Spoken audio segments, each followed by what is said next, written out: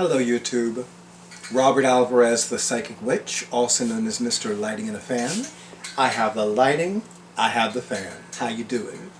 I hope and pray that all of you and yours in YouTube land are happy and healthy, safe and well. Right now the time is approximately 1 a.m. and 4 minutes Eastern Time. Yes, tonight's the late night edition of the YouTube studio of yours truly, Robert Alvarez, the Psychic Witch. And the date is, depending upon whom you ask, either Tuesday, December 22nd, or Wednesday, December 23rd, 2020. I am going to do what somebody that I used to work with, who's been a practicing witch for a bazillion years, used to do. I'm going to say that since it is not yet sunrise, it is still Tuesday, December 22nd, 2020. Before I go any... and the moon is waxing in Aries, and the sun is transiting in Capricorn. Before I go any further, I'm going to have my awesome audiovisual person do a close-up of my beautiful Yule tree. I love my Yule tree so much, and I especially want him to do a close-up of the 3 stars at the top. There's what I call the citrine star, which has these beautiful citrine-colored crystals on both sides. That is topping the top branch of the tree. And then there's the rainbow-colored, multi-dimensional, 3-dimensional, prismatic, optical illusion type star. And then right at the very top of the tree, there is the star that has the different colored lights, and they're kind of like swirling a little bit too. And I just love I love having Yule tree with 3 stars.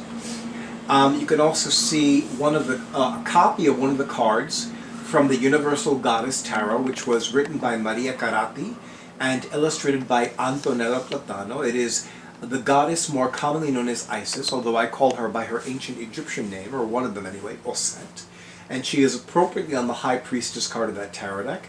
And if you look a little bit to her right, you will see Selene, the Greek goddess of the full moon, who is appropriately on the moon card of the sacred tarot, of this sacred tarot deck. Anyway, so this video, and I'm going to refer to my video ordering file because I want to make sure that I get it right, is WEDIN Day 28, and it is subtitled The Wheel of the Year.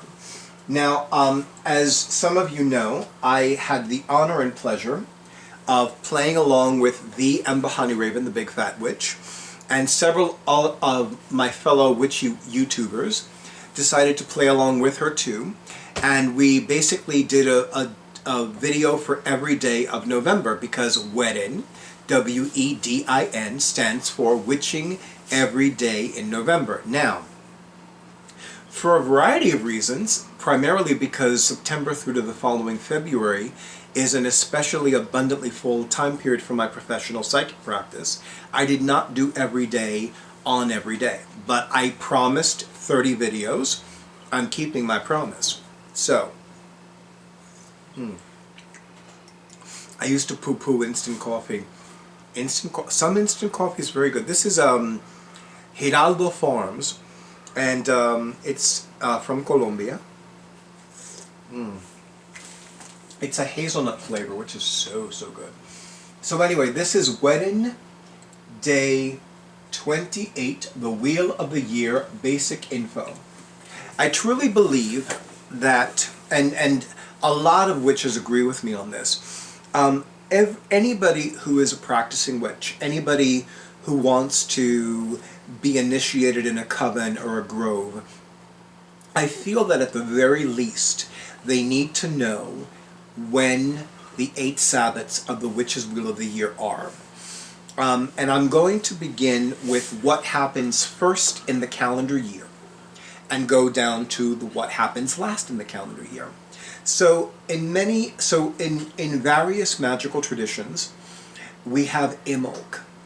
Imbolc is Irish Gaelic, or Gaelic Irish. It means in the belly, as in the belly of Mother Earth. And not surprisingly, it is around the time when livestock animals begin their mating seasons. It represents the return of warmth, because we have Yule, which is the winter solstice, which represents the return of light. But Imbolc represents the return of warmth. Also, before I go any further, I am sharing this information from various sources, namely the late and great Scott Cunningham and Z Budapest. In fact, one of the things that I learned from one of Z Budapest's books, specifically The Grandmother of Time, is that in many traditional witches' covens, a witch would be initiated around Imbolc. Now, I prefer, in some magical traditions, it's February 1st, but in most magical traditions, it's February 2nd. And not surprisingly, since it is a Gaelic Irish or Irish Gaelic word, one of the goddesses most often venerated during Imbolc is Briad, the Irish goddess of divine healing, divine inspiration, and divine prosperity. It is a fire festival, so the lighting of candles is most appropriate. I have mentioned in some of the videos that I've done for WEDIN that I am an initiated companion of Grove Argentum, which is a Manhattan-based chapter of the International Fellowship of the Goddess Isis. And there is this beautiful candle that was brought to the priestess of Grove Argentum from Kildare, which was Briad's center of worship in pagan Ireland. And it was blessed by all the nuns of Kildare. And it is a beautiful candle. It is this really deep, rich, burgundy plum-like color. And it's, you know, the funny thing is that traditionally we would, it would be placed in a bowl surrounded by snow. But there hasn't been a lot of snow in February, at least when we've celebrated it in person. So we would make do with ice. But it is a beautiful candle. It casts a glorious glow, and it's just beautiful. It was a gift to the priestess by Alexei Kondratyev, who was this brilliant Irish scholar and was a friend of Grove Argentum. I would say he's a forever friend of Grove Argentum. And then moving forward in the witch's wheel of the year, beginning at the calendar year, we have the vernal equinox, which many magical traditions refer to as Ostara, which happens to be named after a Germanic goddess of springtime and fertility. And Ostara, the goddess, has as one of her animal familiars a rabbit or a hare. I had the honor and pleasure of leading my very second, as opposed to my very first goddess course a few years ago. I believe it was in, it was either in 2015, I think it was 2015. And I remember that the first class was on the same week as Ostara that year.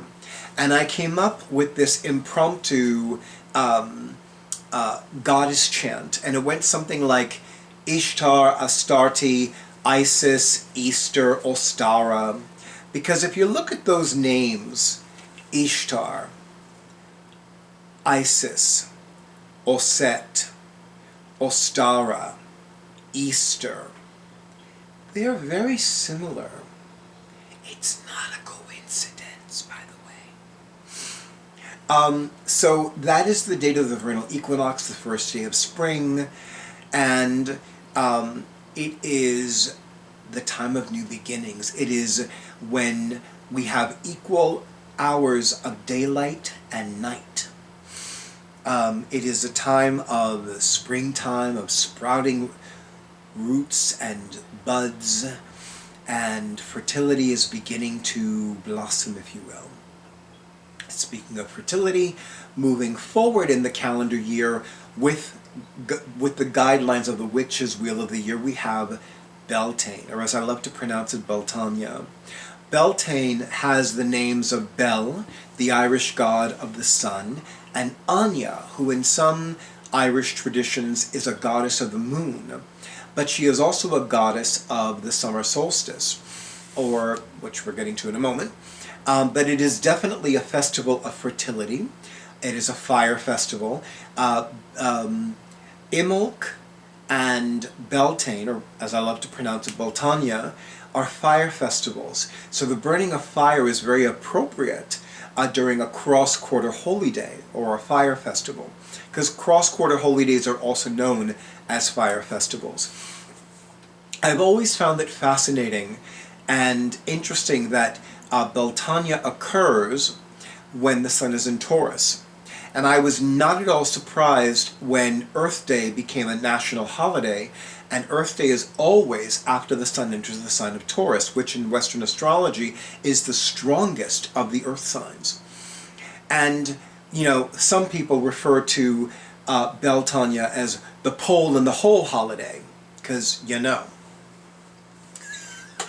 I remember reading, and I want to say it was one of Z. Budapest's books, in ancient times, so that the fields could be as fertile and as abundant as possible, couples would mate in the fields. And it was the one time in the year when a husband and his wife could mate with somebody other than themselves, or rather each other. Meaning, like, let's say, for example, let's say that Angela is married to Darren. Or let me use another example. Let's say that Darren is married to Samantha. See what I did there, right? So Darren and Samantha are a married couple, and they're a part of the Beltane festival, the Beltane festival. So they're going to go, and they're going to bring fertility and abundance to the fields. So Darren is going to have sex with Angela, who's not his wife, but on Beltane it's okay. And Samantha's going to have sex with Angelo, who's fine, like really juicy and delicious. And that's okay, because it's Beltane. So Darren is not married to Angela. Darren is married to Samantha. Samantha's not married to Angelo. Angelo's married to Angela. And they're going to go off into their own separate part of the fields, and they're going to have a lot of fun. They're going to get their fuck on, as I like to say, or they're going to make love, they're going to have sex. I don't know what term you prefer, but you get what I'm saying. They're going to do things that people normally do when they're completely nude, and they're turned on, and they're hot for each other, and all that other good shit. You getcha. Okay. Take a sip of my coffee. I must admit, this is really good instant coffee. To which I added a little bit of light cream. No, I'm sorry. A little bit of heavy cream, heavy whipping cream. Yes, I know. A little bit of light brown sugar, a little bit of dark brown sugar. It's good. And yes, it is something that is offered, not all the time, at La Casa de Roberto. It is not the specialty blend created by yours truly, but that's another story. Or as I would say, that is another topic for another video for another day. Going forward, we have the summer solstice, which, depending upon the magical tradition, is Letha, or midsummer. And by the way, the date of the vernal equinox is not always the same, because in Western astrology, the date of the vernal equinox is the date when the sun enters Aries, which is not always the same date. May 1st is the traditional date of Beltane, although some magical traditions will have April 30th, Beltane Eve, as the date that it is celebrated. Same thing with the summer solstice, or Litha, capital L-I-T-H-A, or midsummer. That is not always the same date, because in Western astrology, the summer solstice is the date when the sun enters Cancer. And that is not always the same date. Although the last few years there have been several occasions when Father's Day has been the same date as the summer solstice, which I find fascinating, because in Western astrology, Cancer is the sign of the mother, the human mother and the divine mother. And here is the sun entering the sign of the mother on Father's Day. I find that to be a little bit of a joke from the great goddess. Anyway, and of course, summer solstice, the longest day. The calendar date that has the most number of daytime hours, or daylight hours rather. I know you're not paying me to drink coffee. You're not paying me to do anything, because you got to watch the video for free. But I'm going to drink some more coffee because it's really good. And I haven't had this instant coffee in a while, so I've actually forgotten how good it is. Anyway, so then we have, after the summer solstice, we have Lunasa. Lunasa is spelled capital L-U-G-H-N-A-S-D-A... Wait a minute. Lunasa. Oh no, did I forget? Hi, boss. You want to come up here? I think you do. You're going to bring you up here. And of course, my awesome audiovisual person is going to do a close-up of this gorgeous cat. Isn't she gorgeous? Lunasa. Capital L-U-G-H. Watch the shawl. Capital L-U-G-H-N-A-S-D.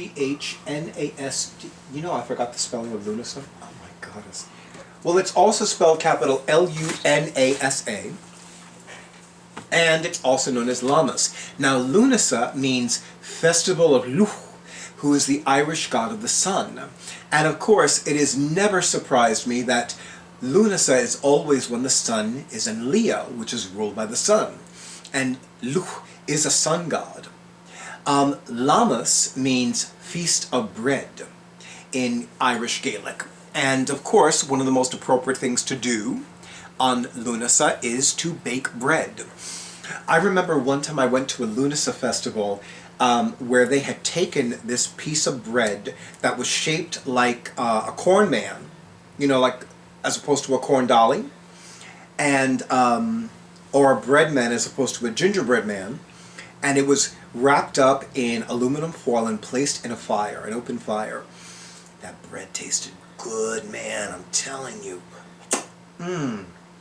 You can tell when bread is really good when you don't need to put anything on it. No butter, no jam. It's just like, it's so good, man. So good. So after Lunasa, which of course is a fire festival, so burning things, you know, bonfires and whatnot. After Lunasa, we have, which many magical traditions call Mabon, but it is also known as the autumnal equinox. And the autumnal equinox is the first day of autumn. And not surprisingly, it is not always the same date, because in Western astrology, the autumnal equinox is the first day of Libra. So the sun does not always enter a sign on the same date. Sometimes it's September 21st, September 22nd, September 23rd, but it's always the date when the sun enters Libra. That is the date of the autumnal equinox, or the fall equinox. And of course, that's the beginning of the season of the witch. And now what happens during the season of the witch? Samhain, which is more commonly known as Halloween. And yes, the correct pronunciation is Samhain, not Samhain, not anything else but Samhain. Think of it this way. Female pig, when, as opposed to what, where, who, or why. Samhain. Actually, I need to do it facing you. Samhain. Here's the female pig. When is she going to give birth? Samhain. On Halloween. Samhain. On Halloween. Samhain. Not Samhain. Samhain. Samhain. Samhain. If you are a witch, you know you need to pronounce it correctly. I'm just saying. And what is Samhain? Samhain is a fire festival, so you know what you do. You burn things. You burn things that no longer serve your needs. You light a fire to burn the food, to cook the food that you're going to offer to your ancestors, to deceased loved ones, for the dumb supper. By the way, do not eat the food of the dumb supper. Don't do it. Please don't do it. Otherwise you will join the dead at the dumb supper. And we'll be setting aside food for you the following year for Samhain. I mean, I'm being a little silly right now, but that is a huge no-no. One does not eat the food that is set aside for the dumb supper people. For the people that are receiving the dumb supper food, the ancestors, the deceased loved ones, you don't eat that. No. It's one of those every good witch knows not to do this kind of thing. By the way, every good witch does not know this. And sometimes some people get excited. I still remember one, it was either I don't remember offhand if it was the vernal equinox, Baltania, or midsummer, but the priestess had made this lavender cake with these organic food-grade lavender buds, and I got very excited. And I did not wait until the bread was blessed. So I had some of the lavender cake. She was not happy with me. I don't think anybody was happy with me. The only one that was happy with me was me, because I had some of that lavender cake. By the way, the lavender cake never lasts. There are never leftovers of the lavender cake. Not the last few years anyway. But after Samhain, we have Yule, the winter solstice, the return of light. And it's not a coincidence that one of the things that we see a lot during Yule are holiday lights, especially on a Yule tree, which would be a perfect segue for my awesome audiovisual person to do another close-up of my beautiful Yule tree with all these beautiful lights. I love that I have two different sets of lights. Some have like, they're smaller and they have different settings as far as like when they change color, and the larger ones which look like these little crystals that have these multicolored, pardon me, things on the inside of them. I love my Yule tree. I'm really, really happy with my Yule tree. I mean, honestly, I'm happy with my Yule tree every year, but I am especially happy with my Yule tree this year. And that, ladies and gentlemen in YouTube land, is the Witch's Wheel of the Year. The basic info. Oh, and of course, since the winter solstice in Western astrology is the date when the sun enters Capricorn, it is not always the same date year after year.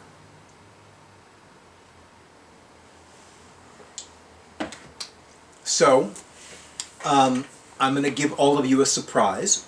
So I've decided to do one last bonus WEDIN video. So I'm going to do a WEDIN video, WEDIN video day 29. I'm going to do a WEDIN video day 30. And then I'm going to do a final bonus video of a WEDIN video. I don't know what the topic is yet. And it just so happens that WEDIN days 29 and 30 are a two-parter. Haven't done a two-parter in a while. So I'm looking forward to that two-part WEDIN video. But it is two separate videos. WEDIN day 29 and WEDIN day 30. One is part 1, that's WEDIN day 29, and WEDIN day 30 is part 2. But I haven't come up with a topic for WEDIN final bonus video. And I probably will between now and tomorrow or the end of the week or what have you. But yeah. Okay. So YouTube, thank you so much for honoring who I am and what I do. Thank you so much for all the likes, for all the comments, for all the shares, for all of you who have been subscribing to my YouTube channel. Thank you, thank you, thank you to all of you who have been scheduling your sessions. I actually purchased some throat coat earlier today because I gave so many readings by phone and by video last week that I think I strained my throat a little bit, my voice a little bit. But I did have 2 cups of throat coat earlier. I know I'll have another 2 cups tomorrow.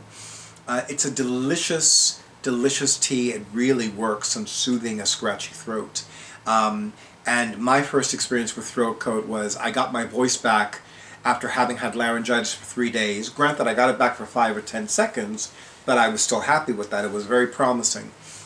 But anyway, YouTube, thank you, thank you, thank you. I wish all of you and yours many peaceful and prosperous blessings, and stay tuned for the next video.